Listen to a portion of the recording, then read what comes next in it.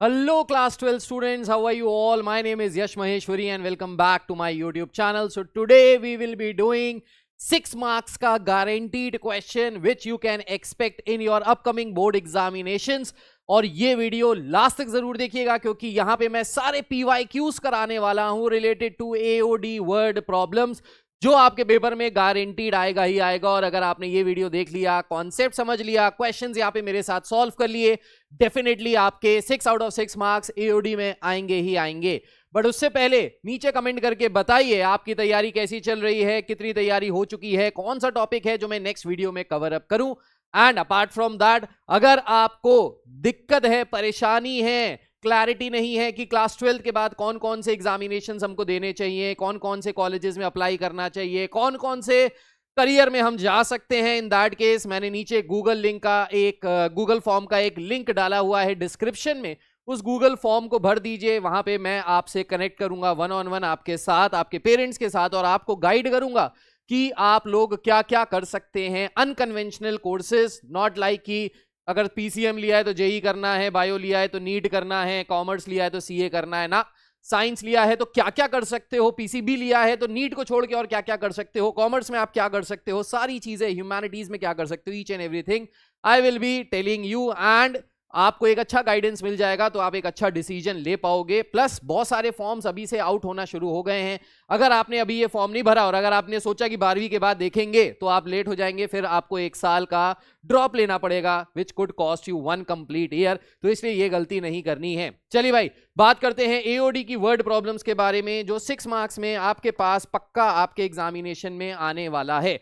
तो देखिए, इसके लिए ना आपको बस कुछ पर्टिकुलर स्टेप्स को फॉलो करना है और अगर आपने ये स्टेप्स फॉलो किए तो आप सारे क्वेश्चंस गारंटीड आराम से सॉल्व कर ले जाएंगे। ये स्टेप्स क्या हैं, इनको एक बार ध्यान से देखिएगा। तो स्टेप नंबर 1 क्या है? Read the question carefully. Question को हमको आराम से क्वेश्चन को आराम से रीड करना है, कम से कम 2 बार। और क्वेश्चन को रीड करने के बाद आपको आइडेंटिफाई करना है, सबसे पहले identify the objective function. Objective function बोले तो जिसको मैक्सिमाइज करना है या मिनिमाइज करना है उसको आपको ढूंढ लेना है। जैसे ही 2 बार आप क्वेश्चन को रीड करोगे आपको पता चल जाएगा कि इसको मैक्सिमाइज करना है या मिनिमाइज करना है। उसके बाद draw the figure if required. तो अगर क्वेश्चन में कोई फिगर बेस्ड क्वेश्चन है, जैसे सिलेंडर का कर्व्ड सरफेस एरिया वॉल्यूम, कोन का कर्व्ड सरफेस एरिया वॉल्यूम, या फिर क्यूबॉइड इस तरीके का है, रेक्टेंगल, ट्रायंगल, एनीथिंग ज्योमेट्री से रिलेटेड है अगर, तो उसमें जो भी फिगर बन सकता है उस फिगर को बनाना है और उसमें सारे डायमेंशंस को अच्छे से मार्क आउट करना है। देन स्टेप नंबर 4, जो आपने ऑब्जेक्टिव फंक्शन को आइडेंटिफाई किया है इसको आपको कन्वर्ट करना है इनटू सिंगल वेरिएबल। तो अगर आपका ऑब्जेक्टिव फंक्शन 2 या 2 से ज्यादा वेरिएबल्स में है तो आपको इसको सिंगल वेरिएबल में कन्वर्ट करना है। अब ये सिंगल वेरिएबल में कन्वर्ट करने के लिए आपको कोई ना कोई कंडीशन क्वेश्चन में डेफिनेटली गिवन होगी, and whatever condition is given in the question that will be treated as a constant.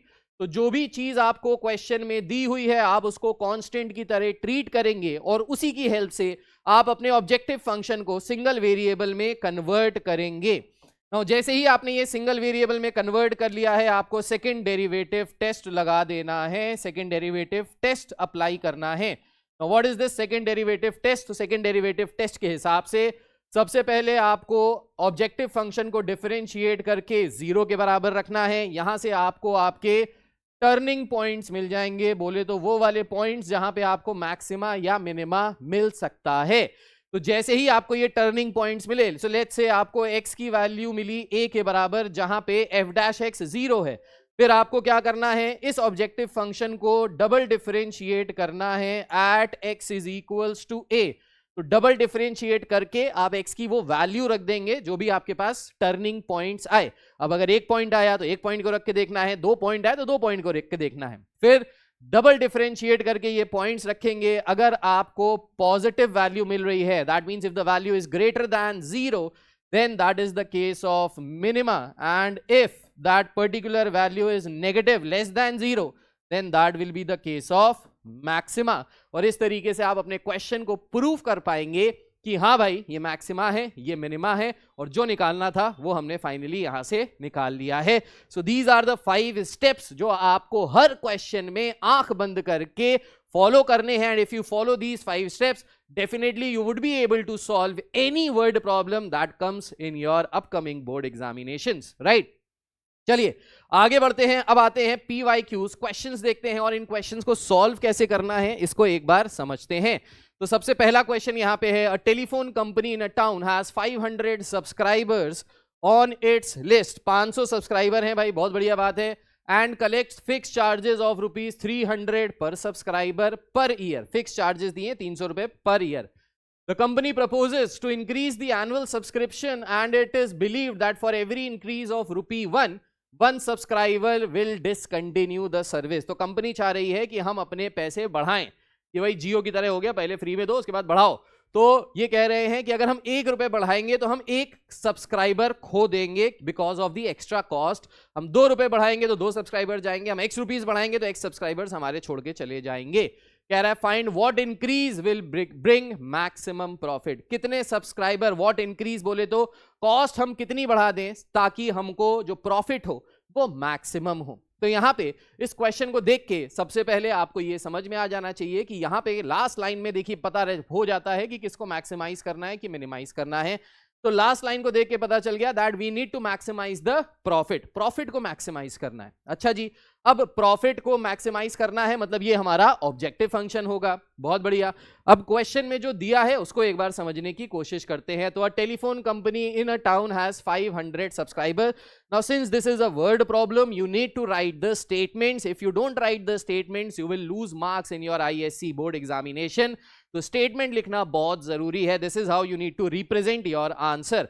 तो सबसे पहले हमने यहां पे लिख लिया नंबर ऑफ सब्सक्राइबर, मैं शॉर्ट फॉर्म में लिख रहा हूं, यहां पे 500 सब्सक्राइबर हैं, ठीक है।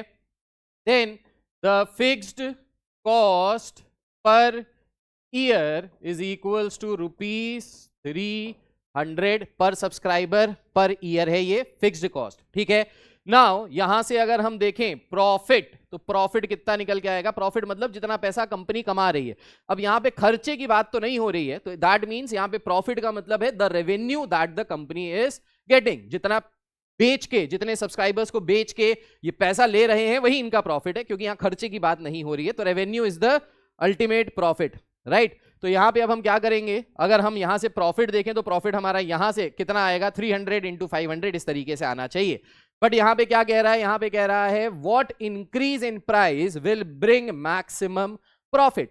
तो मैक्सिमम प्रॉफिट निकालने से पहले हमने यहां पे एक स्टेटमेंट लिख दी, let the price increase in subscription cost is equals to ₹X।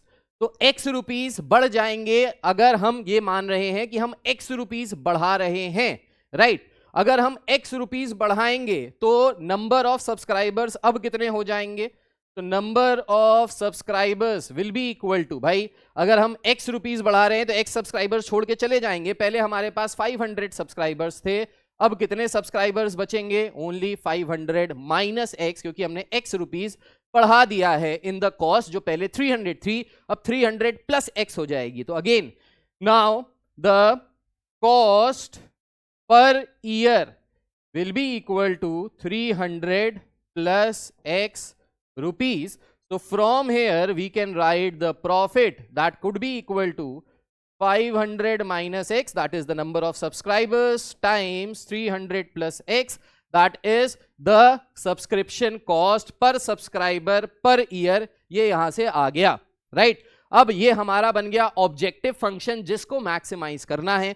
आप इस ऑब्जेक्टिव फंक्शन को अगर देखिए तो ये सिंगल वेरिएबल X के टर्म्स में है, बल्ले बल्ले शावा शावा, यहाँ पे फिगर भी नहीं बनाना पड़ा और यहाँ पे हमने ऑब्जेक्टिव फंक्शन भी क्लियरली मेंशन कर दिया है, समझ में आ गया, और वो भी एक ही वेरिएबल में। भाई क्या बात है, बहुत ही आसान हो गया ये क्वेश्चन।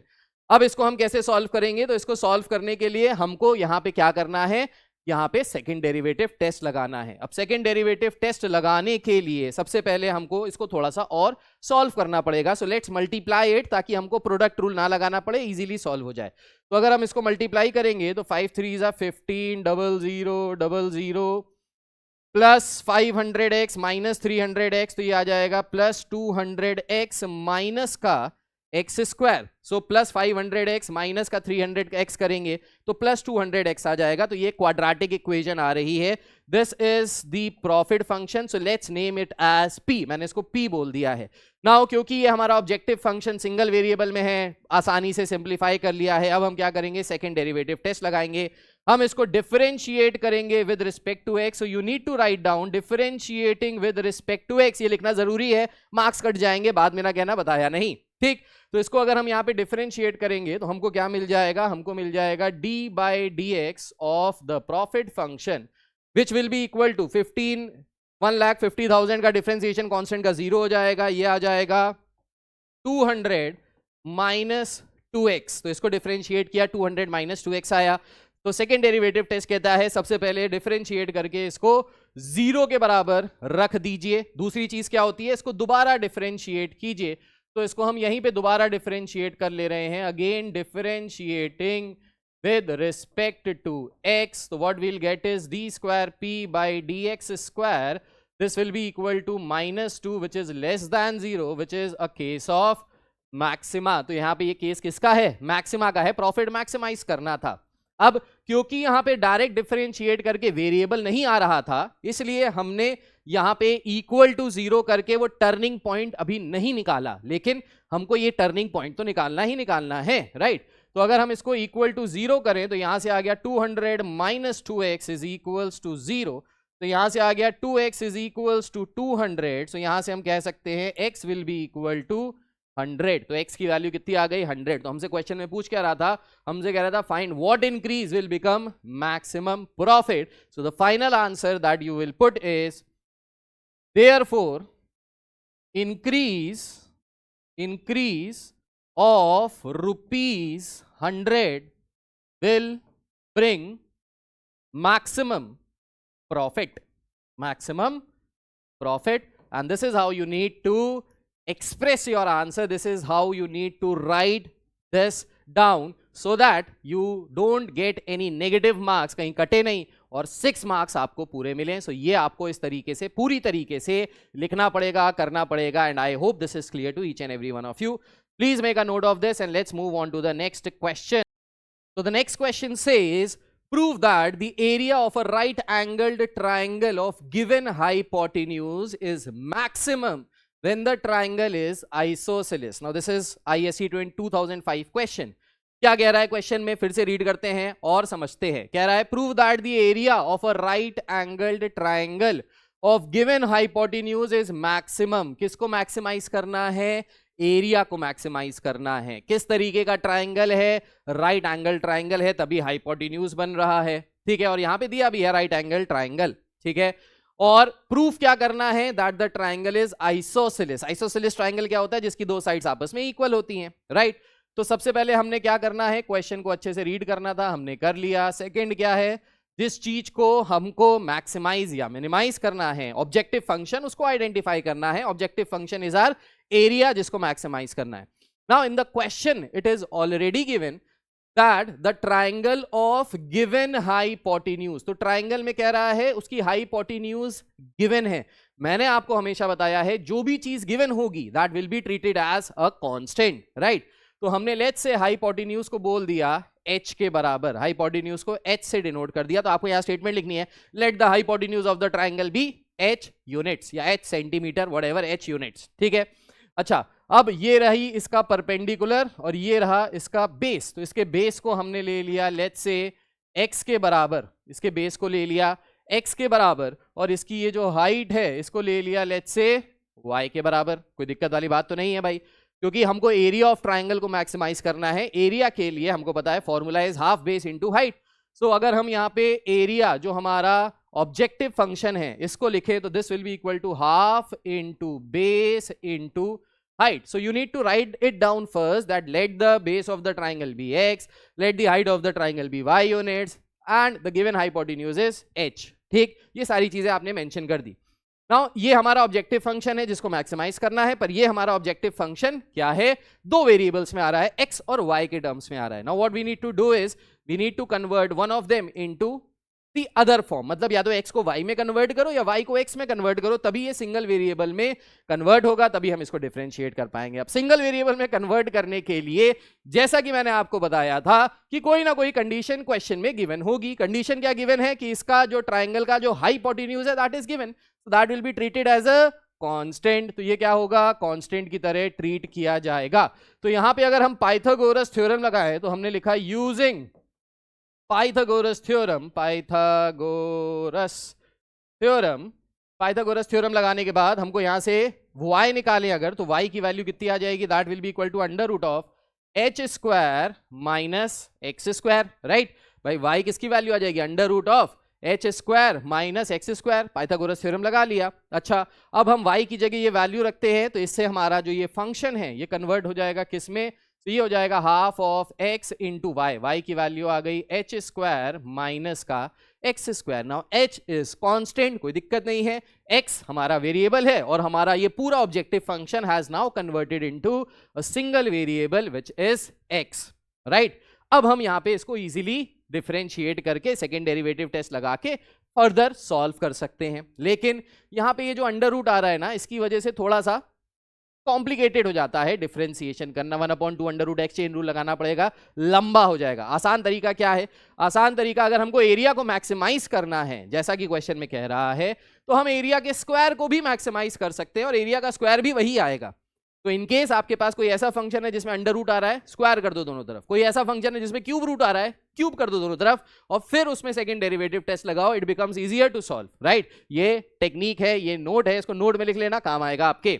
राइट, तो हमने क्या किया, स्क्वायरिंग बोथ साइड किया। तो स्क्वायरिंग बोथ साइड करने पे ये आ गया ए स्क्वायर, इसको हम बोल देते हैं लेट से बी, तो इसको हमने लेट से बी बोल दिया ए स्क्वायर को, लेट बी। तो ये हो जाएगा 1/4 x square into H square minus x square.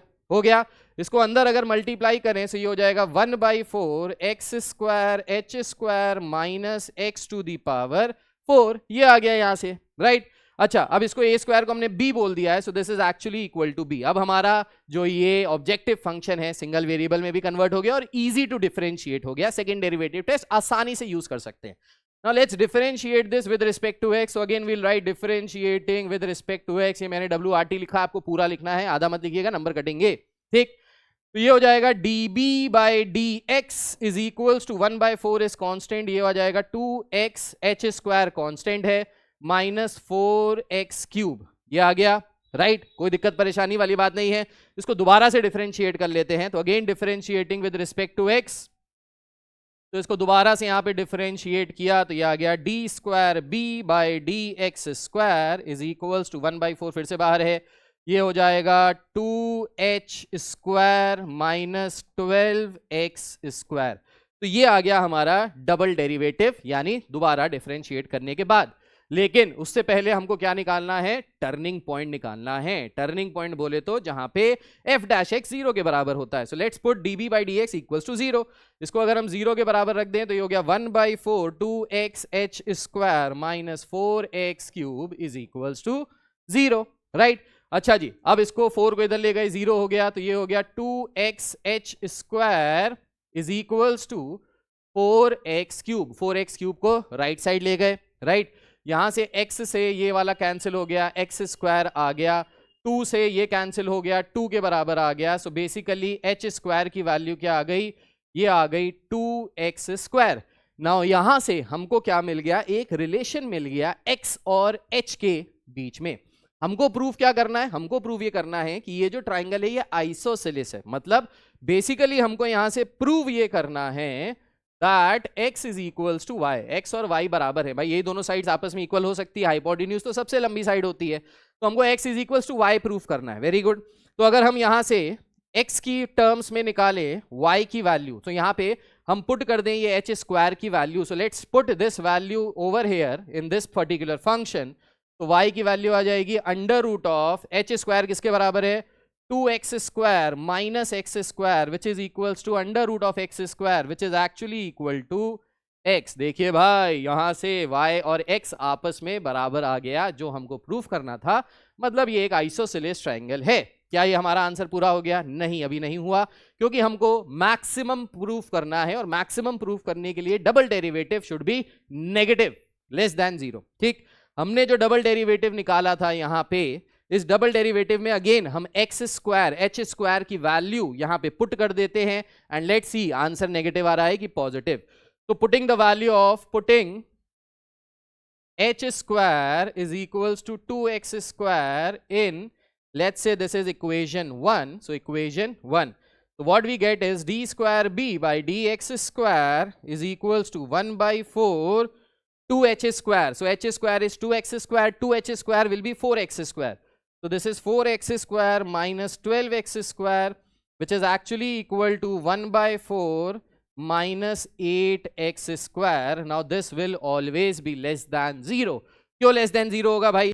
भाई जाहिर सी बात है, इसको अगर हमने कट किया तो ये आ गया माइनस 2x स्क्वायर। किसी भी नंबर का स्क्वायर इज ऑलवेज पॉजिटिव, उसके आगे अगर नेगेटिव साइन लगा है तो positive into negative is always negative. तो you just need to show that minus 2x square is less than 0, therefore this is point of maxima. So ये है maxima की कंडीशन। तो हमने यहां पे आखिरी में लिखना है therefore since x is equals to y, therefore the triangle ABC is an isosceles triangle. That's it, खत्म, समाप्त, over the end. 6 marks pocket में, राइट? तो 6 नंबर पॉकेट के अंदर इस तरीके से हो सकते हैं। I hope you got this particular question. Please make a note of this, लिख लीजिए, और फिर आते हैं नेक्स्ट क्वेश्चन में। Please note it down. Next question क्या कह रहा है, इसको एक बार रीड करेंगे। कह रहा है if the sum of the lengths of the hypotenuse and a side of a triangle, right angle triangle is given, show that the area of the triangle is maximum when the angle between them is pi by 3. This question is from ISE 2011, 2011 का है, right? तो सबसे पहले हमने question को read किया। Again right angle triangle वाला ही type का क्वेश्चन है, तो सबसे पहले हम फिगर बना लेते हैं। Right angle triangle ABC, right angle at B।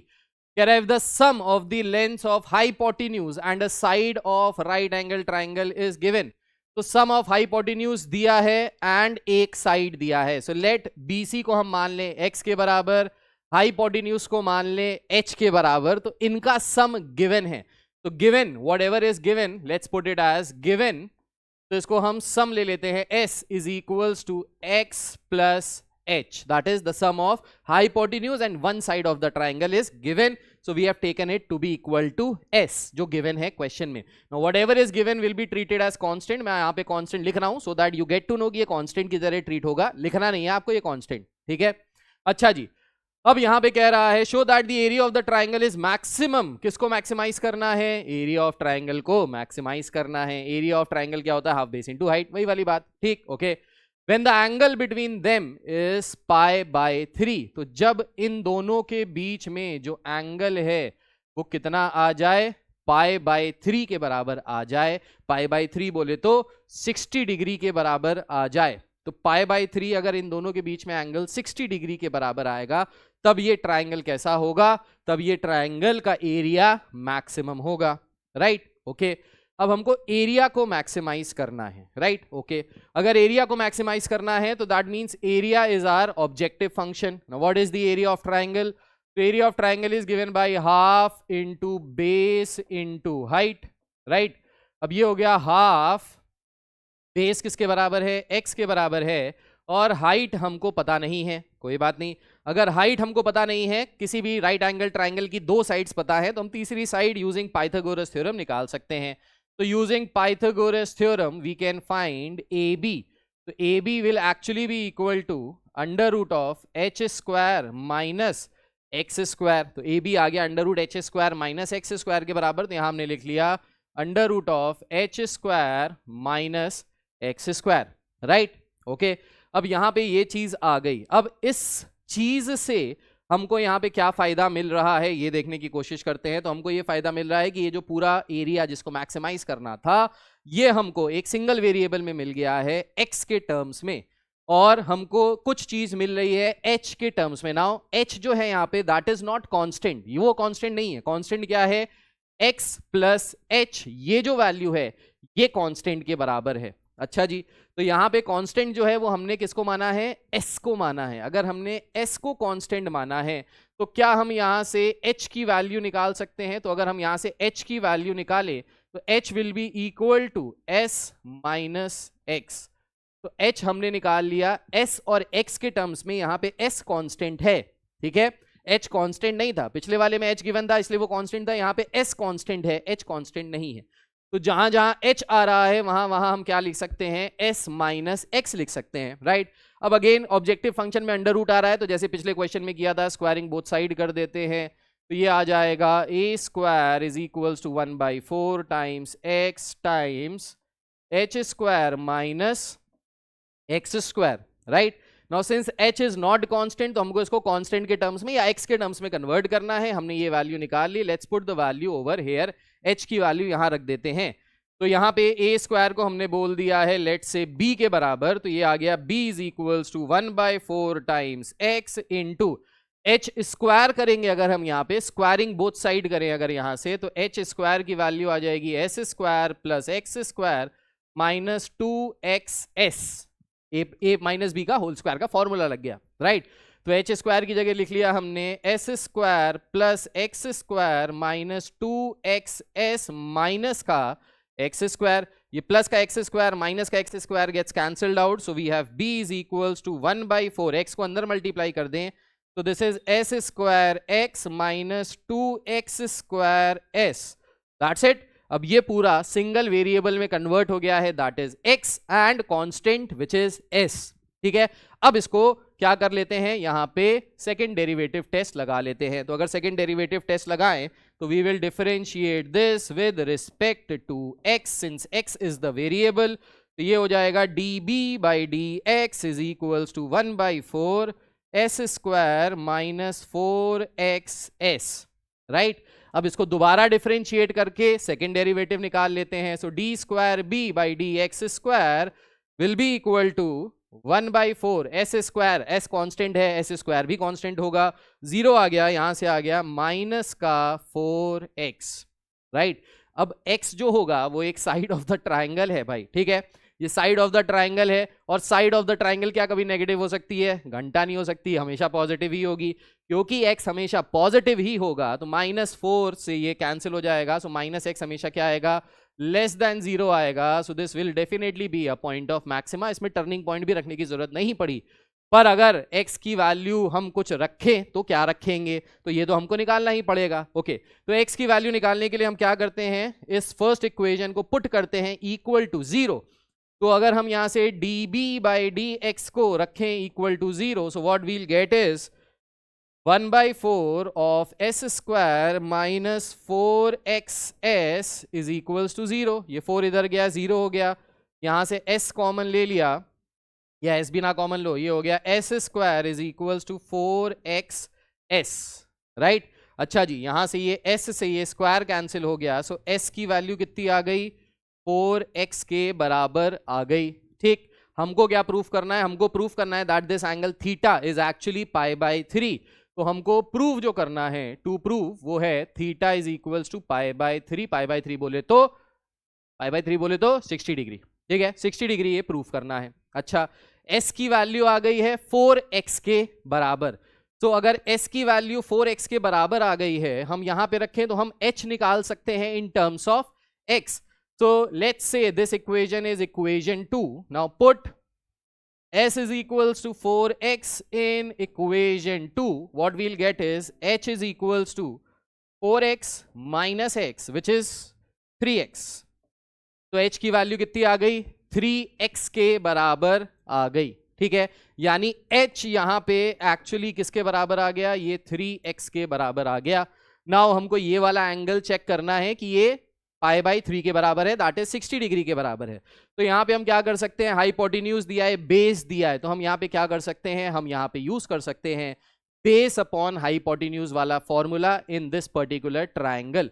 तो बेस अपॉन हाइपोटेन्यूज वाला अगर फॉर्मूला लगाएं तो वो किसमें आता है, cos theta. Cos theta is what, cos theta is base upon hypotenuse. ठीक, तो अगर हम यहाँ पे कॉस थीटा रखे तो ये आ जाएगा base that is x upon hypotenuse that is 3x. ठीक है, तो यहाँ पे ये x से ये x कैंसिल हो गया, ये क्या आ गया 1/3 के बराबर आ गया. So cos theta is equals to 1/3. So cos theta यहां से क्या आ गया 1/3 के बराबर आ गया. राइट, अब आगे क्या करें, तो यहां पे अब देखिए cos थीटा की वैल्यू 1/3 आ रही है, पर cos थीटा की वैल्यू यहां से 1/3 तो नहीं आनी चाहिए थी भाई. क्यों, क्योंकि 60 डिग्री पे cos थीटा की वैल्यू 1/2 होती है, यानी 1/2 वैल्यू आनी चाहिए.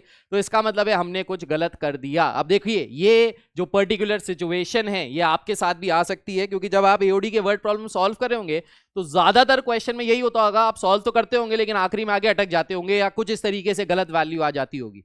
तो अगर वैल्यू गलत आ जाए तो टेंशन नहीं लेनी है, लंबी सांस लेनी है, छोड़नी है, और उसके बाद फिर से एक बार चेक करना है कि क्या हमने कहीं पे मैकेनिज्म में कुछ गड़बड़ किया है, कहीं ना कहीं कैलकुलेशन मिस्टेक हुई है जिसकी वजह से ये आंसर नहीं आया है. वरना जो मैंने स्टेप्स बताए हैं उनको फॉलो करोगे तो आंसर तो डेफिनेटली आना ही आना है, गारंटीड है, फॉर श्योर आएगा ही आएगा.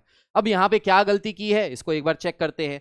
तो यहाँ पे हमने जो गलती की है वो गलती ये समझ में आई, जब हमने स्क्वायरिंग बोथ साइड किया था तो ये x का स्क्वायर भी होना चाहिए था. दैट मीन्स यहाँ पे x का स्क्वायर होगा, x का स्क्वायर होगा, अंदर मल्टीप्लाई करेंगे तो x का स्क्वायर होगा और ये x का क्यूब हो जाएगा. जब दोबारा इसको डिफरेंशिएट, जब इसको डिफरेंशिएट करेंगे तो यहां से आ जाएगा 2x x square minus 3 2s are 6x square s. तो ये आ जाएगा. तो ये गलती हमने की जिसकी वजह से आंसर नहीं आ रहा है, बट ये गलती हमने ढूंढ ली क्योंकि हमने पूरे मैकेनिज्म को एक बार देखा, समझा और हमको समझ में आ गया कि भाई ये गलती की है.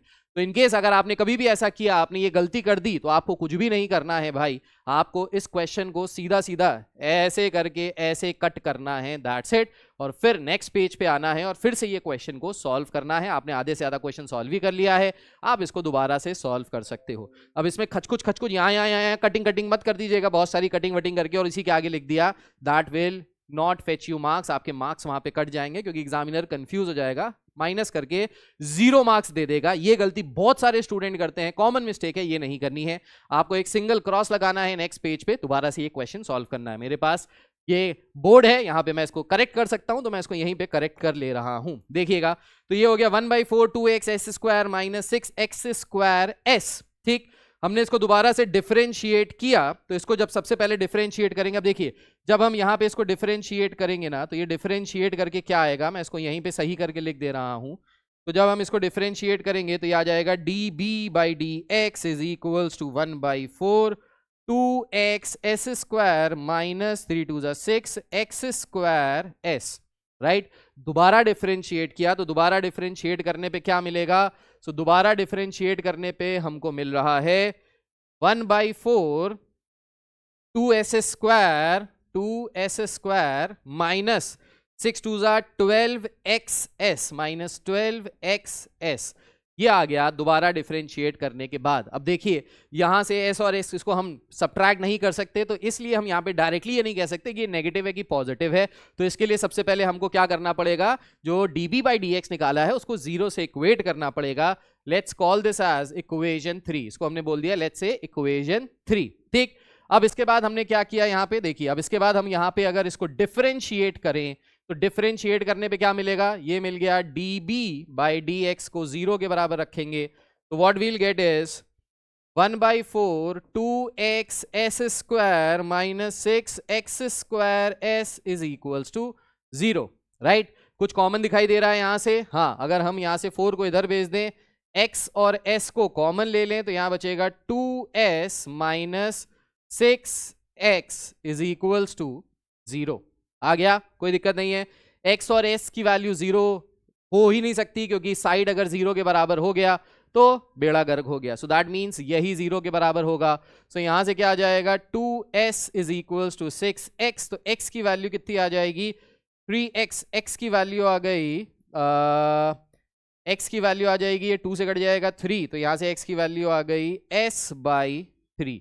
तो the value of x is s/3 from here. अब ये x की वैल्यू हम यहाँ पे रख के चेक कर सकते हैं कि नेगेटिव आ रहा है कि पॉजिटिव आ रहा है, बट उससे पहले x की वैल्यू जो s/3 आई है इसकी हेल्प से हम निकाल लेते हैं कि ये एंगल किसके बराबर है। ठीक, अच्छा, तो इस एंगल को निकालने के लिए हमने लिखा इन triangle ABC cos of theta is equals to base upon hypotenuse which is h, right?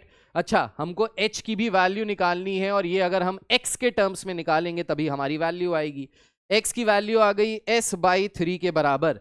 अब ये वैल्यू यहां पे रख दे, ठीक, in equation 2। So putting x is equal to s/3 in equation 2। तो सेकेंड इक्वेशन में रखेंगे तो यहां से h की वैल्यू क्या आ जाएगी, s minus s/3 which is equals to 2s/3। तो h की वैल्यू आ गई 2s/3, राइट। अब ये जो h की वैल्यू है 2s/3 आई है, x की जगह हमने रखा, अच्छा ठीक है। अब देखिए हमको क्योंकि x के टर्म्स में चाहिए तो हम x के टर्म्स में वैल्यू रख देते हैं। अगर हम x के टर्म्स में s की वैल्यू रखें तो यहां से जो वैल्यू आ रही है वो आ रही है 3x is equals to s। तो s की वैल्यू आ रही है 3x के बराबर। अगर ये वैल्यू हम यहां रखें तो हमको h की वैल्यू मिल जाएगी। तो h की वैल्यू क्या आ जाएगी, s is equals to 3x minus x which is equals to 2x।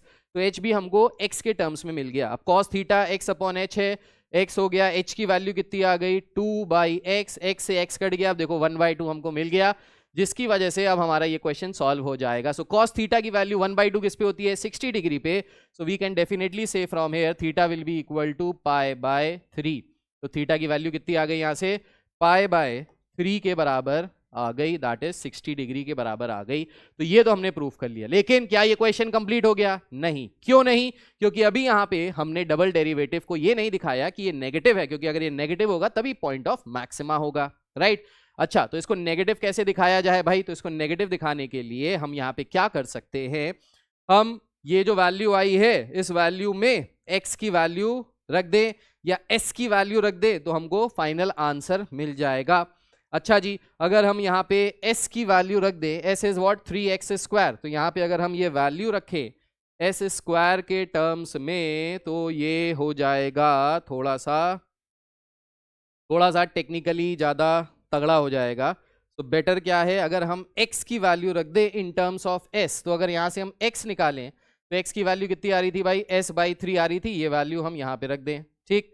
So putting the value of x is equals to s/3 over here, so what we'll get is d square b by dx square is equals to, ये हो गया 1/4 था, 2 को बाहर किया तो ये हो गया 1/2 s स्क्वायर। s स्क्वायर क्या हो जाएगा, s स्क्वायर ही रहेगा, माइनस 12 में से 2 बाहर आ गया, 6s हो गया, 6 इंटू s इंटू x की वैल्यू क्या है s/3। तो अगर x की वैल्यू है s/3 तो ये क्या हो जाएगा, 3 से ये कैंसिल हो गया, 2 हो गया, 2s square.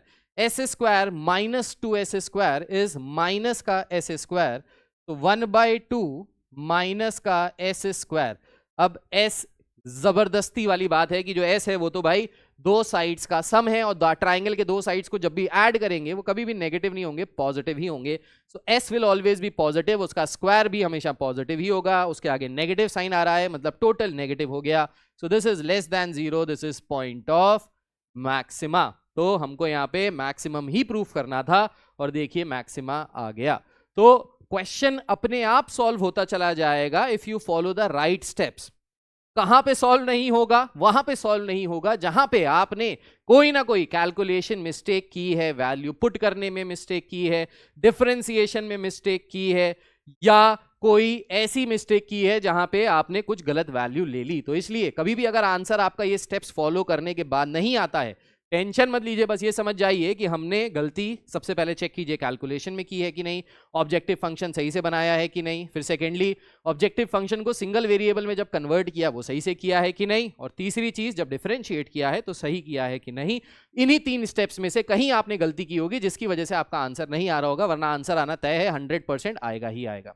So I hope this is clear to each and every one of you. Kindly noted this down and let's move on to the next question. Let's move on to the next question. Next question क्या कह रहा है, कह रहा है ABC is a right angled triangle of given area K. तो ABC एक right angled triangle है जिसका एरिया given है K के बराबर. Find the sides of the triangle for which the area of the circumscribed circle is least. Find the sides of the triangle. हमको यहाँ पे निकालना है sides of the triangle for which the area of the circumscribed circle is least. किसका area maximise करना है? Triangle का नहीं, सर्कमस्क्राइब्ड सर्कल के एरिया को मैक्सिमाइज करना है. सर्कमस्क्राइब्ड का मतलब क्या होता है? तो सर्कमस्क्राइब्ड का मतलब हो गया कि लेट से ये एक सर्कल है, ठीक. तो सर्कमस्क्राइब्ड सर्कल का मतलब क्या होता है कि अगर हमारा ट्रायंगल है लेट्स से इस तरीके से, this is our triangle, let's say this triangle is A B and C. तो ये हमारा ट्रायंगल ए बी सी नहीं, ऐसे नहीं, थोड़ा सा और अलग बनाएंगे. ये गलत बन गया है. इसको अगर हम यहाँ पे बनाएं, ट्रायंगल को अगर हम यहाँ पे बनाएं तो ये ट्रायंगल बन जाएगा कुछ इस तरीके से. This is A, this is B, या दिस इज, इसको बी ले लेते हैं, this is B and this is C. तो राइट एंगल ट्राइंगल बन रहा है और सर्कमस्क्राइब्ड है. सर्कमस्क्राइब्ड का मतलब क्या है कि वो जो सर्कल बन रहा है वो इसको, इसकी तीनों वर्टिसेस को टच करके बन रहा है, उसी को कहते हैं सर्कमस्क्राइब्ड सर्कल. इनस्क्राइब्ड अगर होता तो इनस्क्राइब्ड का मतलब क्या होता है? इनस्क्राइब्ड का मतलब होता है एक ऐसा सर्कल जो तीनों साइड्स को टच करके अंदर की तरफ बन रहा है. सर्कमस्क्राइब्ड बाहर की तरफ बन रहा है, ठीक है. अब ये डायग्राम जब हमने बनाया तो इस डायग्राम में आपके मन में सवाल आ सकता है कि सर आपने AC को बीच में क्यों बनाया, डायमीटर के फॉर्म में क्यों बनाया? देखो यहाँ पे आपने ज्योमेट्री में बचपन में एक थ्योरम पढ़ा था क्लास 10th में कि angle in a semi circle is 90 degree. तो अगर ये राइट एंगल ट्राइंगल होगा सो डेफिनेटली ये सेमी सर्कल में ही आ रहा होगा, मतलब इसकी एक side would be along the diameter of the circle. जाहिर सी बात है तभी ये 90 डिग्री होगा. अगर ये 90 डिग्री होगा तो ये क्या होगा? ये डायमीटर होगा, क्योंकि सर्कल के किसी भी पॉइंट पे बनने वाले डायमीटर से एंगल अगर 90 डिग्री है तो that is a semi circle. तो ये सेमी सर्कल इस तरीके से बन रहा होगा, ठीक है. अब दिया क्या है? मैक्सिमाइज किसको करना है? एरिया ऑफ सर्कल को, सर्कल के एरिया को मैक्सिमाइज करना है, ठीक है. और साइड्स ऑफ ट्राइंगल निकालना है. Find the side ABC is a right angle triangle of given area के. अच्छा, एरिया ऑफ ट्राइंगल यहाँ पे जो है वो that is given which is equals to k. तो area of triangle A B C is given to be equal to के.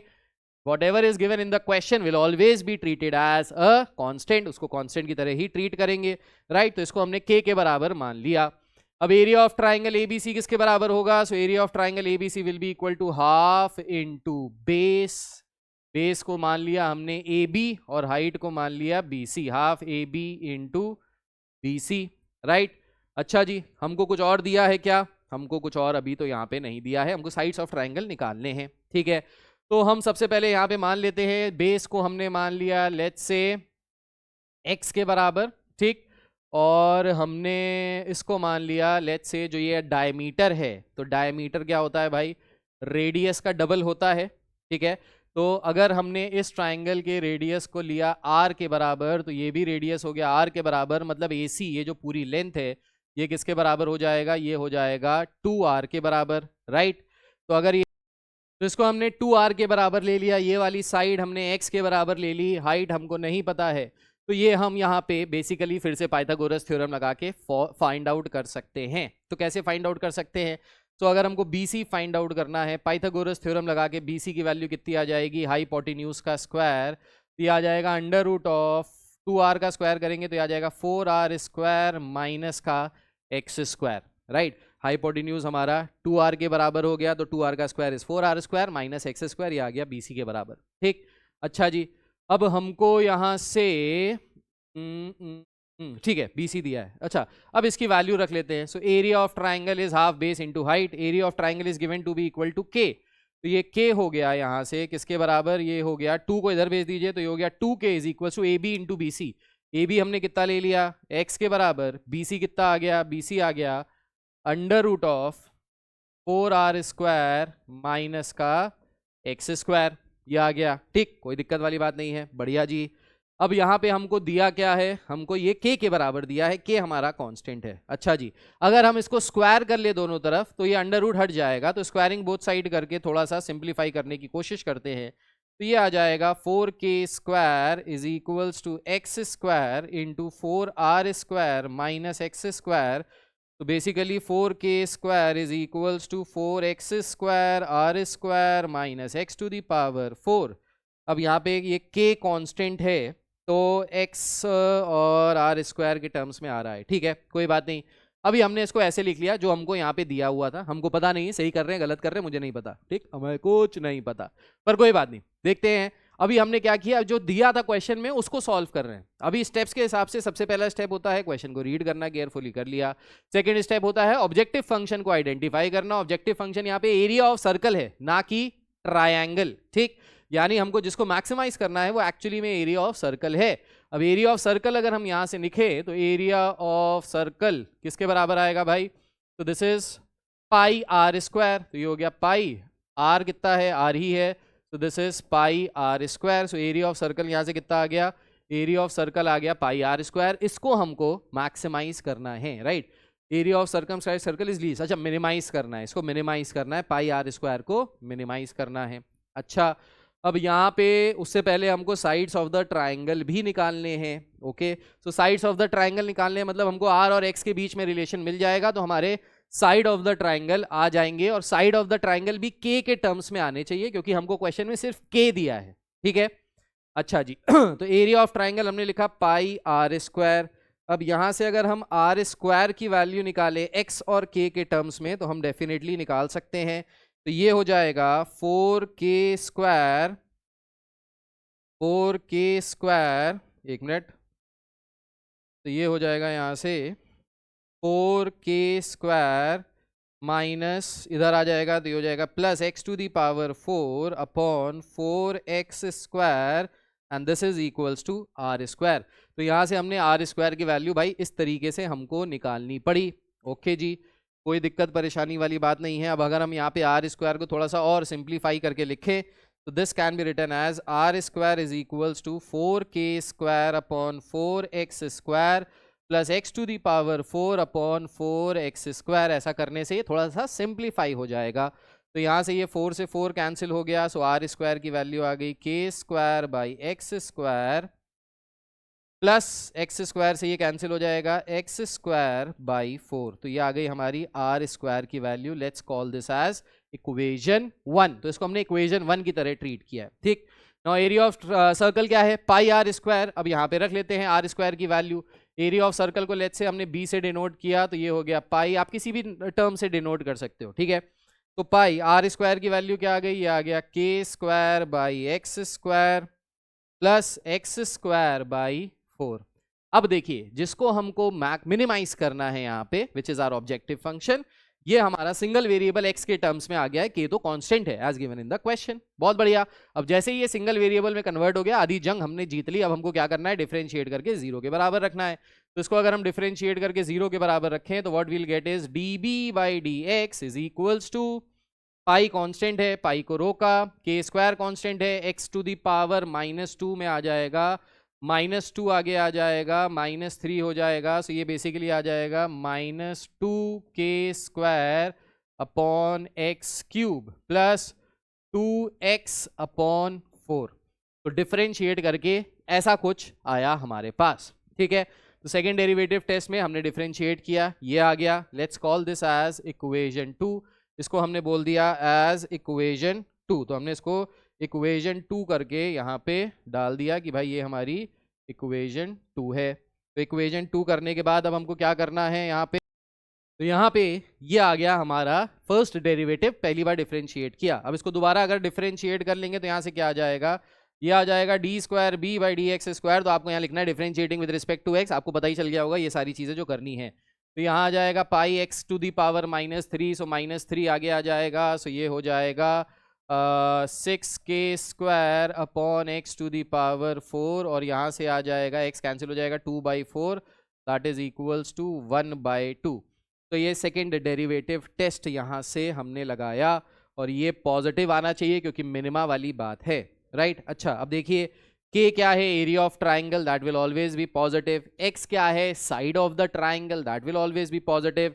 ये भी स्क्वायर है, ये भी स्क्वायर है, ये सारे ही स्क्वायर है, तो ये पॉजिटिव होगा, पॉजिटिव में पॉजिटिव ऐड करोगे तो पॉजिटिव ही आएगा, so this will definitely be greater than 0। तो यहाँ पे आपको नहीं भी आ रहा है ना, आंख बंद करके चीट कोड है, लिख दो ग्रेटर दैन 0, क्योंकि मिनिमा की बात कर रहा है, so this is point of minima. तो यहाँ पे चीट कोड क्या है कि इनकेस अगर आपका ये नहीं आया तो भी ग्रेटर दैन 0 लिख दो, अगर मैक्सिमा है, सॉरी लेस देन 0 लिख दो, अगर मिनिमा लेस देन 0 लिख दो, अगर मैक्सिमा है, ग्रेटर देन 0 लिख दो अगर मिनिमा है। यहाँ पे क्या करना था, area of the circumscribed circle is least, तो लीस्ट का मतलब क्या है, ग्रेटर देन 0, पॉजिटिव आएगा, तो ये हो गया केस मिनिमा का। ठीक है, अच्छा जी, अभी हमको साइड्स ऑफ ट्राइंगल निकालनी है। अब साइड्स ऑफ ट्राइंगल कैसे निकालें, तो इसको हम इक्वल टू 0 पुट कर देंगे, db बाई dx को अगर 0 से इक्वेट करें, so what we'll get is basically यहां से मिल जाएगा 2k square by x cube is equals to 2x by 4, ये आ जाएगा यहां से। ठीक,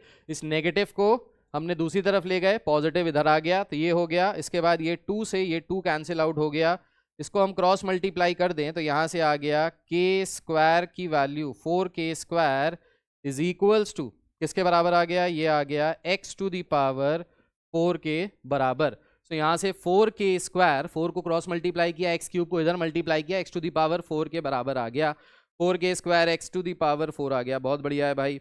अब यहाँ से हमको निकालना क्या है, actually sides of the triangle.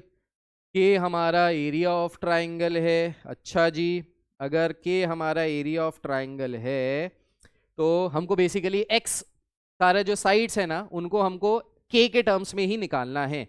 तो अगर हम यहाँ से लेट्स से एक्स स्क्वायर निकालें तो एक्स स्क्वायर की वैल्यू आ जाएगी 2k के बराबर, रूट 4 का रूट हो जाएगा 2, के स्क्वायर का रूट हो जाएगा k। ठीक है, सो एक्स स्क्वायर की वैल्यू आ गई 2k के बराबर, यानी यहां से x की वैल्यू आ गई रूट 2k के बराबर। x की वैल्यू कितनी आ गई, रूट 2k के बराबर। हाँ भाई बिल्कुल सही है, x की वैल्यू आ गई रूट 2k के बराबर।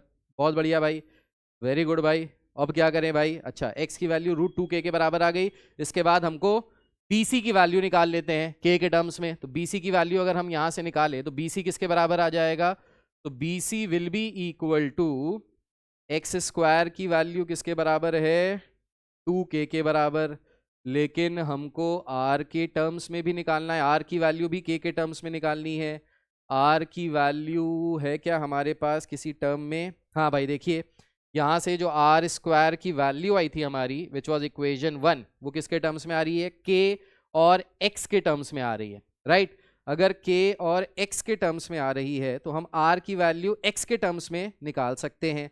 तो यहाँ पे अगर हम इक्वेशन 1 में ये k की वैल्यू या x की वैल्यू अगर हम यहाँ पे रख दें, ये x स्क्वायर की वैल्यू यहाँ रख दें तो हमको क्या मिल जाएगा, r की value in terms of k, right. तो अगर हम ये वैल्यू यहाँ रख दें, putting the value of x square in this equation 1, so putting x square in equation 1, what we'll get is r square is equals to k square upon x square की value 2k के बराबर plus x square की value 2k के बराबर, सो 2k by 4, right. तो ये value हमने यहाँ पे रख दी। अच्छा जी, अब r की वैल्यू हम यहाँ पे निकालने की कोशिश करते हैं। तो ये k से ये वाला k कैंसिल हो गया, ये कैंसिल हो गया 2 टाइम्स, तो ये हो गया k by 2 plus k by 2, that is equals to r square is equals to 2k by 2 which is actually equal to k। तो r स्क्वायर की वैल्यू k के बराबर, तो r की वैल्यू रूट k के बराबर, so the value of r is actually equal to root k। तो r की वैल्यू रूट k के बराबर आ गई, बट हमारा जो साइड AC है वो 2r के बराबर है, तो यहाँ से AC जो आ गया वो आ गया 2 रूट k के बराबर। तो x की वैल्यू निकाल ली हमने, दैट इज AB निकाल लिया, AC निकाल लिया, अब हमको निकालना है BC। ठीक, तो BC कैसे निकाले भाई, तो r की वैल्यू हमने k के टर्म्स में निकाल ली, x स्क्वायर की भी वैल्यू k के टर्म्स में है, हमको यहाँ से BC मिल जाएगा। तो ये हो गया under root of r square किसके बराबर था, k के बराबर, तो 4r स्क्वायर हो जाएगा 4k के बराबर, माइनस x स्क्वायर किसके बराबर था, 2k के बराबर, तो ये आ गया माइनस 2k, तो यहां से आ गया root over 2k, so this is actually equal to root 2 times k, root 2k के बराबर आ गया। This is BC। तो हमसे यहाँ पे क्या कह रहा था, find the sides of the triangle. तो साइड्स ऑफ द ट्राइंगल यहाँ से क्या हो गया, तो सबसे पहले हम लिख लेते हैं AB की वैल्यू। तो इसको हमने यहाँ पे AB की वैल्यू डाला, तो AB is equals to x के बराबर, x पर किसके बराबर है, √2k के बराबर, BC किसके बराबर है, √2k के बराबर, एंड AC किसके बराबर है, 2√k के बराबर। तो ये AB BC AC ये सब हमने निकाल लिया, तीनों साइड जो निकालनी थी आ गई। अब हमसे क्या कह रहा था, हमसे कह रहा था कि area of the circumscribed circle is least. इसको अच्छा हमने ग्रेटर देन 0 लिख लिया, लीस्ट हो ही गया है। So that's it. यहां से इस तरीके से हमने सॉल्व कर लिया ये पूरा का पूरा question. I hope this is clear to each and every one of you. Please make a note of this and let's move on to the next question. Next question की तरफ बढ़ते हैं। तो नेक्स्ट क्वेश्चन देखिए क्या कह रहा है नेक्स्ट क्वेश्चन। और इस तरीके के क्वेश्चन में बच्चों को बहुत ज्यादा प्रॉब्लम आती है, बट ये बहुत ही सिंपल है टू सॉल्व। नेक्स्ट क्वेश्चन में कह रहा है, show that the semi vertical angle of the cone of maximum volume end of given slant height is tan inverse √2। ठीक है, तो सेमी वर्टिकल एंगल क्या होता है, तो ये जो पूरा ऊपर एंगल बन रहा होता है this is known as complete vertical angle. Semi vertical angle बोले तो इसका आधा, तो इसका आधा दैट इज एंगल BAC। ये जो सेमी वर्टिकल एंगल है ये हमको प्रूव करना है that this is equals to tan inverse √2 के बराबर है। अब यहाँ पे अगर आप इस tan इनवर्स को लेफ्ट साइड ले जाओ तो बेसिकली यहाँ से हमको प्रूव ये करना है that tan theta is equals to √2। ये हमको यहाँ पे प्रूव करना है। तो जो प्रूव करना है इस तरीके के क्वेश्चन वो पहले ही लिख लो ताकि आपको पता चल जाए कि फाइनल डेस्टिनेशन आपको कहां तक पहुंचाने हैं इस क्वेश्चन के सोल्यूशन को। ठीक है, ओके। तो सबसे पहले हमने क्या किया, एक कोन बना लिया, राइट एंगल कोन है तो राइट एंगल कोन है तो इसलिए हमने यहाँ पे ट्राइंगल बनाया, triangle ABC। Late the radius of this cone is R, hypotenuse is H। तो ये जो हाइट है ये कितनी हो जाएगी, ये हो जाएगा √(h² minus R² using Pythagoras theorem. तो पाइथागोरस थ्योरम की हेल्प से हमने तीसरी साइड निकाल ली। ठीक है, okay. Show that the semi vertical angle of the cone of maximum volume. So किसको मैक्सिमाइज करना है भाई, हमको मैक्सिमाइज करना है वॉल्यूम को। क्या दिया हुआ है, स्लैंट हाइट जो है यहाँ पे वो दी हुई है, स्लैंट हाइट दी है। This is not height, slant height है तो स्लैंट हाइट को हम L से ही रिप्रेजेंट कर लेते हैं, इजी हो जाएगा। Whatever is given will be treated as a constant. तो ये किसकी तरह ट्रीट किया जाएगा, कांस्टेंट की तरह ट्रीट किया जाएगा। तो L इज कांस्टेंट, राइट, कोई दिक्कत परेशानी वाली बात नहीं है। अच्छा, अब यहां पे क्या कह रहा है, मैक्सिमम वॉल्यूम, किसको मैक्सिमाइज करना है, वॉल्यूम को मैक्सिमाइज करना है। तो यहां पे अगर हम वॉल्यूम ऑफ कोन देखे तो वॉल्यूम ऑफ कोन क्या होता है भाई, 1/3 वॉल्यूम ऑफ सिलेंडर। सिलेंडर का वॉल्यूम होता है πr²h।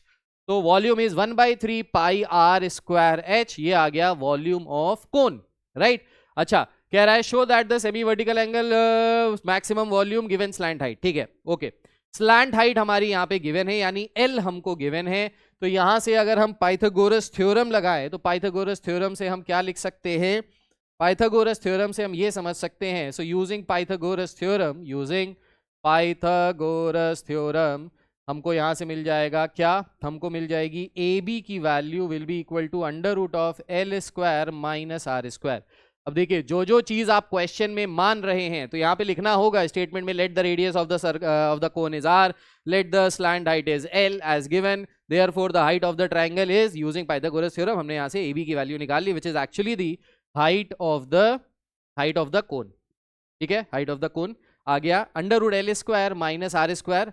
अगर हम इसको यहाँ से लिखें तो अगर हम इसको स्क्वायरिंग बोथ साइड कर दें, स्क्वायरिंग बोथ साइड, तो ये आ जाएगा h² is equals to L² minus R²। और R² की अगर हम वैल्यू निकालें तो ये आ जाएगा L² माइनस H²।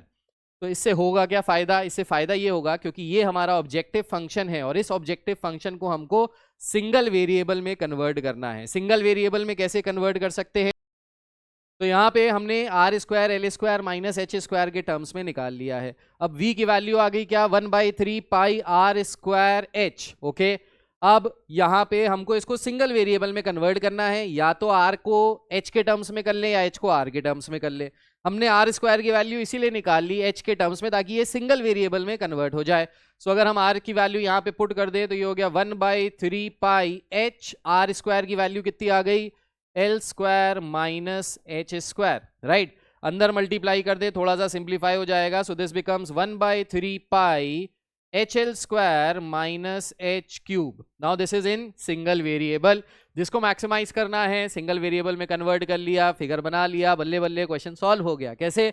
अब इसको डिफरेंशिएट करेंगे और 0 के बराबर रखेंगे, मतलब सेकेंड डेरिवेटिव टेस्ट लगाएंगे. So differentiating with respect to h. अब यहाँ पे h के रिस्पेक्ट में करेंगे क्योंकि ये पूरा h के टर्म्स में कन्वर्ट हुआ है. L is constant as given in the question, right. तो यहां से आ गया dv by d h is equals to 1/3 pi constant है, रोक लिया, L square minus 3h square.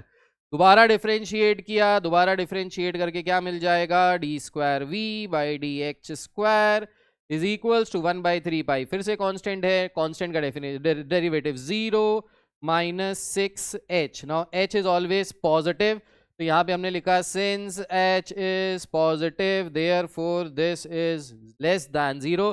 h positive होगा और h के सामने नेगेटिव साइन आ रहा है, नेगेटिव साइन मतलब लेस देन 0, लेस देन 0 मतलब पॉइंट ऑफ मैक्सिमा. तो यहाँ पे आ गया आपका मैक्सिमा. तो यही मैक्सिमाइज करना था वॉल्यूम, हमने मैक्सिमाइज कर लिया. क्या बात है भाई, ये तो पिछले वाले क्वेश्चन से भी 2 कौड़ी का क्वेश्चन हो गया. नाउ अब हमको यहाँ पे प्रूफ क्या करना है? tan थीटा √2 के बराबर है. अगर आप इसको tan इनवर्स √2 देखिए तो देखने में घबराहट होती है, इनवर्स ट्रिग्नोमेट्री. लेकिन नॉर्मल tan थीटा रख लीजिए तो ट्रिग्नोमेट्री जो 10वीं से पढ़ते आ रहे हैं वही वाली चीज हो गई, राइट.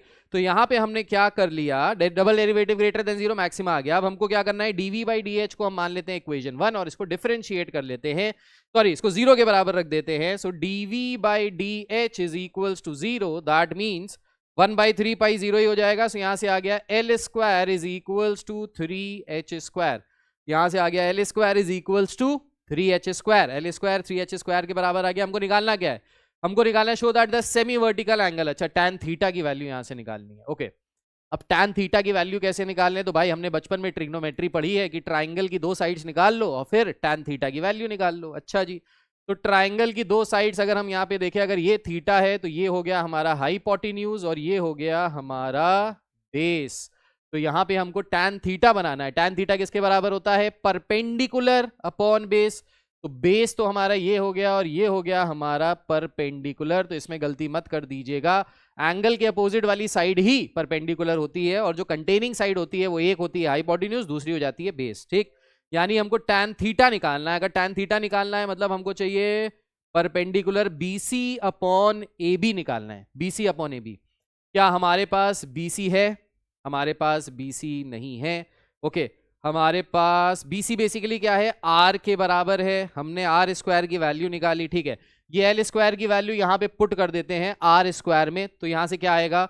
तो यहाँ से आ जाएगा R square is equals to L square की जगह डाला 3h square minus h square. तो ये आ गया R square is equals to 2h square. तो R की वैल्यू आ गई √2h के बराबर, राइट. सो यहाँ से अगर हम R बाई h लिखें तो ये किसके बराबर आ गया? √2 के बराबर आ गया. कोई दिक्कत वाली बात नहीं है, ठीक. So let's call this as equation 2. अब हम ले लेते हैं ट्राइंगल ABC. तो हमने लिया in triangle ABC tan theta is equals to perpendicular upon base. Perpendicular कितना है? R के बराबर है. बेस कितना है? H के बराबर है. और R बाई H किसके बराबर आ रहा है? √2 के बराबर. तो थीटा कितना हो गया? tan inverse √2. सो जो हमसे पूछा था वही हमने निकाल दिया. ये हमारा आंसर आ गया. सो हेंस प्रूव हो गया जो भी हमसे पूछा गया था. बहुत आसान है, इजी है अगर आप ये स्टेप्स को फॉलो करते हैं तो. नाउ एक चीज जो मैं आपको बताना चाहूंगा, जितने भी क्वेश्चंस मैं सॉल्व कर रहा हूं ये क्वेश्चंस के सॉल्यूशंस अगर आप एनसीईआरटी में देखोगे, एमएल अग्रवाल में देखोगे या किसी भी किताब में देखोगे तो अलग अलग तरीकों से ये सॉल्व किए गए हैं. इसीलिए बच्चों को कंफ्यूजन आता है क्योंकि हर क्वेश्चन वो अलग तरीके से सॉल्व कर देते हैं and you don't get to know कि एक्चुअली में तरीका क्या लगाना है. हर क्वेश्चन में अलग अलग तरीका लगाना है तो कंफ्यूजिंग हो जाता है. तो मेरा तरीका फॉलो कीजिए, हर क्वेश्चन को अलग अलग तरीके से फॉलो मत कीजिए, अलग अलग तरीके से मत कीजिए. बस जो मैंने ये 5 स्टेप्स लिखवाए हैं इन 5 स्टेप्स को याद कर लीजिए, दिल में बसा लीजिए और इन्हीं 5 स्टेप्स को हर क्वेश्चन में अप्लाई कर दीजिए. ऐसा कोई क्वेश्चन नहीं हो सकता जो आपसे सॉल्व ना हो पाए, राइट. तो इस तरीके से हमने सॉल्व कर लिया. Again please make a note of this. फिर आगे बढ़ते हैं, नेक्स्ट क्वेश्चन पे आते हैं. चलिए let's come to the next question. Again 2016 का क्वेश्चन है। क्या कह रहा है? A rectangle is inscribed in a semicircle of radius r with one of its side on the diameter of the semicircle. Find the dimensions of the rectangle so that its area is maximum. Also find the maximum area. तो question को find read करके हमको पता चल गया एक semi circle दिया है, तो मैंने यहाँ पे पूरा सर्कल बना दिया है, इसको बीच से डिवाइड किया तो ये सेमी सर्कल बन गया। अब इस सेमी सर्कल में दिया है कि जो रेक्टेंगल है that is lying on the diameter of this semi circle, तो diameter of the semi circle पे मैंने ड्रॉ कर दिया। अच्छा, कह रहा है of radius R, rectangle is inscribed in a semi circle of radius R, तो इस सेमी सर्कल का रेडियस कितना है भाई? इसका रेडियस है आर के बराबर, तो दैट मीन्स ये जो है ये आर के बराबर है। तो अगर हम यहाँ से सेंटर से एक लाइन इस तरीके से ड्रॉ करें और इसको हम ले लें let's say triangle A B C, तो रेक्टेंगल में जो दो लेंथ और ब्रेथ होती है उनके बीच में जो एंगल्स होते हैं वो 90 डिग्री के होते हैं। तो ये ट्राइंगल ए बी सी जो बन रहा है हमारे पास यहाँ पे इस तरीके से, ये 90 डिग्री पे हो गया, और इसका जो रेडियस है सर्कल का जो रेडियस है that is equals to R, वो आर के बराबर है। अच्छा जी, इस रेक्टेंगल का जो ब्रेथ है इसको हम ले लेते हैं लेट्स से बी के बराबर, और इसकी जो लेंथ है इसकी लेंथ को हम ले लेते हैं लेट्स से, लेंथ को ले लेते हैं किसके बराबर? 2l के बराबर। अब लेंथ को अगर 2l के बराबर लेते हैं तो हमको पता है कि ये जो सेंटर ऑफ द सर्कल है इस पे ये रेक्टेंगल लाई कर रहा है, तो ये रेक्टेंगल दो इक्वल पार्ट्स में इस तरीके से बनेगा, तो ये सेंटर ऑफ द रेक्टेंगल भी होगा जो सेंटर ऑफ द सर्कल है।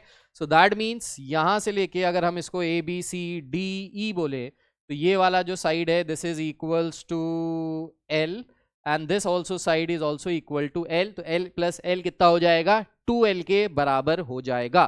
ठीक, तो हमने लेंथ मान लिया 2l के बराबर, तो हम इसको यहाँ पे लिख लेंगे let the length of triangle is, length of the triangle is equals to 2l units, let the breadth of the triangle is equals to b units, और रेडियस ऑफ सर्कल दिया ही हुआ है semi circle of radius R. Now whatever is given in the question is always treated as constant, बताया था, तो radius will be treated as a constant. तो यहाँ पे अगर हम एल बी और आर के बीच में रिलेशनशिप निकालें तो अगेन पाइथागोरस थ्योरम से लगा सकते हैं। तो using Pythagoras theorem in triangle A B C, तो अगर हम ट्राइंगल ए बी सी में पाइथागोरस थ्योरम लगाएं तो what we'll get is R square is equals to L square plus B square, तो ये आ गया पाइथागोरस थ्योरम से, हाइपोटेन्यूज का स्क्वायर बेस का स्क्वायर प्लस हाइट का स्क्वायर। ठीक, अच्छा, हमको मैक्सिमाइज किसको करना है या मिनिमाइज किसको करना है? एरिया को मैक्सिमाइज करना है रेक्टेंगल के, और इसके डायमेंशंस को फाइंड करना है। एरिया को मैक्सिमाइज करना है, रेक्टेंगल के एरिया को मैक्सिमाइज करना है। ठीक है, एरिया ऑफ रेक्टेंगल क्या होता है? सो एरिया ऑफ रेक्टेंगल होता है लेंथ इनटू ब्रेथ, लेंथ है 2l और ब्रेथ है b के बराबर। ठीक है, अच्छा, अगर लेंथ है l के बराबर, ब्रेथ है b के बराबर, तो यहां से हम क्या निकाल सकते हैं? यहां से हम लेंथ और ब्रेथ, हमारा जो ऑब्जेक्टिव फंक्शन है it is in 2 variables either l और b, but we want to convert this into a single variable so that we can apply the second derivative test. Now what to do over here? क्या किया जाए ऐसा? तो इसके लिए हम सबसे पहले देखिए यहाँ पे जब पाइथागोरस थ्योरम लगाया ना तो ये L square B square R square आ गया सब। ठीक, अच्छा, अगर हम यहाँ पे बी स्क्वायर की वैल्यू निकालें तो बी स्क्वायर की वैल्यू क्या आ जाएगी? ये आ जाएगी R square minus L square, right. अच्छा, बी स्क्वायर की वैल्यू निकालने के लिए हम इसको भी स्क्वायरिंग बोथ साइड कर देते हैं, ईजी हो जाएगा सॉल्व करने में। तो अगर हमने यहाँ पे स्क्वायरिंग बोथ साइड किया तो what we'll get is, squaring both side करने पे ए स्क्वायर जिसको हम b के बराबर मान लेते हैं ये हो जाएगा 4l square into B square. तो ये b की जो वैल्यू है जिसको हमने माना था ये आ जाएगा 4l square into B square की वैल्यू क्या आ गई? बी स्क्वायर की वैल्यू आ गई R square minus L square using this particular equation. तो इसकी हेल्प से क्या हुआ, जो ये हमारा टोटल फंक्शन था ऑब्जेक्टिव फंक्शन जिसको मैक्सिमाइज करना है, ये कन्वर्ट हो गया किसमें? सिंगल वेरिएबल में कन्वर्ट हो गया है भाई। ठीक, अब जैसे ही ये सिंगल वेरिएबल में कन्वर्ट हुआ सेकंड डेरिवेटिव टेस्ट लगा देंगे। तो इसको अगर मैं यहाँ पे सिंप्लीफाई करके लिखूं so this can be written as 4r square L square minus 4, या 4 कॉमन ले लेते हैं भाई, कांस्टेंट है, बाहर ही ले लो, इजी हो जाएगा। तो 4 को हमने बाहर किया, ये हो गया R square L square minus L to the power 4। अब इसको हम डिफरेंशिएट करते हैं विद रिस्पेक्ट टू एल, क्योंकि ये टोटल L के टर्म्स में आ गया है। तो अगर इसको L के रिस्पेक्ट में डिफरेंशिएट करें, so this becomes dB by DL is equals to 4 constant है, बाहर ही आ गया, ये हो गया 2R square L minus 4L cube, यही आ गया, यस 4L क्यूब आ गया, राइट। अच्छा, दोबारा डिफरेंशिएट कर लेते हैं और इसको इक्वेशन 1 मान लेते हैं। तो इसको हमने मान ली इक्वेशन 1, तो let's call this as equation 1, इसको हमने लिख लिया इक्वेशन 1 और इसको ऐसे सुंदर तरीके से दिखा दिया, ठीक। Again differentiating with respect to L, तो ये हो जाएगा d square B by d L square is equals to 4 2R square minus 12L square, ये आ गया second derivative. Let's call this as equation 2, right? Now what we need to find out is basically the dimensions of the rectangle. That means we need to find out L and B in terms of R. How do I know that in terms of R? Because R is given in the question. Whatever is given in the question, we need to find the values in that particular terms only, right? So यहां से हमने क्या किया, dB by dl निकाला, इसको equate कर देते हैं 0 से। अगर इसको 0 से इक्वेट कर दें तो what we'll get is 4 2R square L minus 4L cube, this is equals to 0। ये किसके बराबर आ गया, 0 के बराबर आ गया। यहां से 2 और कांस्टेंट बाहर निकाल लें तो ये हो गया 8R square L minus 2L cube is equals to 0। L भी अगर कॉमन निकाल ले तो ये आ गया R square L is equals to 2L cube, L से ये स्क्वायर हो जाएगा तो यहाँ से 2L स्क्वायर आ गया, तो यहाँ से आ गया हमारे पास R square is equals to 2L square. समझे भाई, क्या आ गया, R square is equals to 2L square आ गया। अब यहाँ पे जबरदस्ती R अंडर रूट में मत निकालो, फिर कंफ्यूजन हो जाएगा। तो जहां जहां अंडर रूट आ रहा है स्क्वायर कर दो, इजी हो जाती है जिंदगी, ठीक है। R स्क्वायर की वैल्यू हमको L के टर्म्स में मिल गई, हम B की भी वैल्यू निकाल सकते हैं, राइट। लेकिन हमको निकालना क्या है, हमको लेंथ और ब्रेथ निकालनी है इन टर्म्स ऑफ R, ठीक है, कोई बात नहीं। पहले हम यहाँ पे वैल्यू रख के बी स्क्वायर भी निकाल लेते हैं। तो बी स्क्वायर की वैल्यू क्या आ जाएगी, so putting this in this particular equation, इस वाली इक्वेशन को यहाँ पे रखा हमने, ठीक है। तो यहाँ से बी स्क्वायर की वैल्यू आ गई, B square is equals to R square is what 2L square minus L square, so B square is actually equal to L square और we can say B is equals to L। तो B किसके बराबर आ गया, L के बराबर आ गया, मतलब लेंथ के बराबर आ गया, half of L, L half है, पूरा लेंथ नहीं है, ठीक है। अच्छा, और L किसके बराबर है, अगर यहां से हम L निकालें तो L will be equal to what, L will be equal to R by root 2। भाई इस 2 को नीचे ले जाएंगे, R स्क्वायर बाई 2 हो जाएगा, स्क्वायर रूट ले लेंगे R बाई रूट 2, L की वैल्यू आ गई। अगर L की वैल्यू R बाई रूट 2 है तो यहाँ से हमारी जो डायमेंशंस हमको निकालनी थी वो आ गई। तो सबसे पहले अगर हम ब्रेथ की बात करें, सो ब्रेथ किसके बराबर है, L किसके बराबर है, R बाई रूट 2। लेंथ किसके बराबर आ गई, लेंथ बराबर है 2L के बराबर, L की वैल्यू R बाई रूट 2, तो लेंथ हो जाएगी 2 इंटू R बाई रूट 2, तो ये आ जाएगा रूट 2R। तो ये आ गई हमारी लेंथ, लेंथ आ गई रूट 2R, ब्रेथ आ गई R बाय रूट 2। डायमेंशंस निकाल लिए रेक्टेंगल के, बल्ले बल्ले, बहुत बढ़िया। लेकिन क्या हमने यहाँ पे एरिया को मैक्सिमाइज किया है, अभी तक नहीं किया। हमको ये नहीं पता कि ये नेगेटिव आ रहा है कि पॉजिटिव आ रहा है, पर टेंशन की बात नहीं है। आर स्क्वायर हमने फिर से निकाल लिया in terms of L, so let's put this value of R square over here. यहाँ पे अगर हम वैल्यू पुट कर दें तो ये आ जाएगा d square B by d L square is equals to R square 2L square के बराबर है, 2R स्क्वायर 4L स्क्वायर के बराबर हो जाएगा। तो ये हो जाएगा 4 into 4L square minus 12L square which is 4 times minus 8L square which is less than 0 which is point of maxima। भाई किसी भी नंबर का स्क्वायर हमेशा पॉजिटिव ही होगा, और L वैसे भी साइड ऑफ द लेंथ है, मतलब साइड ऑफ द रेक्टेंगल है, तो वैसे भी पॉजिटिव ही होगा। और पॉजिटिव के आगे नेगेटिव साइन इज नेगेटिव, तो ये क्या हो गया, less than 0, this is point of maxima. बल्ले बल्ले, क्वेश्चन हो गया सॉल्व, राइट। अब इतने क्वेश्चंस करने के बाद आपको ये समझ में आ जाना चाहिए कि एओडी के क्वेश्चंस को ऐसे ही करना है। नाउ दिक्कत क्या आती है, अब जब आपने ये वीडियो देख लिया, आपने ये पूरी क्लास अटेंड कर ली, तो आपको ये तो समझ में आ गया कि आपने ये पूरा कॉन्सेप्ट समझ लिया है। Now when you'll try to solve the questions that are given in the book, whichever book you are using, वहां पे फिर जब आप सॉल्व करोगे ना, फिर अटकने लगोगे किसी पर्टिकुलर स्टेप पे। फिर से करना क्या है, आप अपनी बुक ओपन अप कीजिए, जितने भी आईएससी के PYQs आए हैं उन सारे PYQs को एक एक करके सॉल्व कीजिए।